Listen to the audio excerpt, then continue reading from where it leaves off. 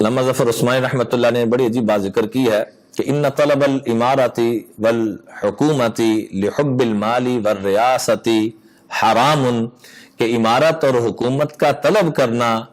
مال کے بلبوتے پر یا اپنی وڈوں کے بلبوتے پر یہ طلب کرنا حرام ہے۔ اس کے مقابلے میں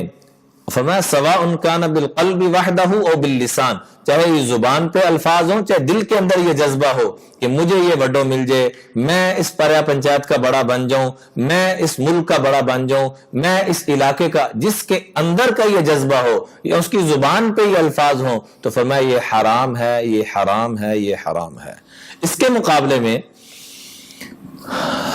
وَأَمَّا طَلَبُهَا لِإِرَادَةِ إِصْلَاحِ بَيْنَ النَّاسِ وَإِقَامَةِ الْعَدْلِ فِيهِمْ، اگر یہ اندر کا جذبہ ہوا کہ میں عدل کو قائم کروں، لوگوں کے درمیان اصلاح کا پہلو لے کے آؤں، لوگوں کے کام ہو، یہ اندر کا بھی جذبہ ہو، زبان پہ بھی اپنی وڈوں کا کوئی چکر نہ ہو، تو فرمایا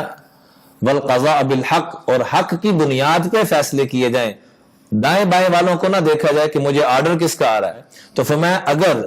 عدل کو، اقامت حق کو اور قضاء حق کو قائم کرنے کے لیے یہ طلب کرتا ہے تو پھر یہ جائز ہے۔ جائز کہا ہے، یہ نہیں کہا کہ ضروری ہے تم بیچ میں گھسو۔ میں دو چار مثالیں دوں گا جو ہم کہتے ہیں میں آ کے یہ کروں گا، اور جو میرے آپ سے نہیں پوری کائنات میں چند شخصیات تھی، آگے ان کے نام آ رہے ہیں، میں عرض کرنے لگا ہوں کہ میں آپ کیا پوری دنیا جو اس وقت موجود ہے مل کر ان کے پاؤں کی خاک تک نہیں پہنچ سکتے۔ عبداللہ بن عمر اور امام ابو حنیفہ رحمۃ اللہ علیہ اور بڑی بڑی ہستیاں، آگے میں ان کے کچھ واقعات عرض کرنا چاہوں گا اگر وقت نے اجازت دی، تو ان کے پاس یہ ساری چیزیں آتی تھی۔ اور امام ابو حنیفہ رحمۃ اللہ علیہ کے تو متعلق آتا ہے کہ 3 دن کوڑے کھاتے رہے، فرمایا میں اس اہل نہیں ہوں کہ میں اس وزارت کو اور اس عہدے کو سنبھالوں۔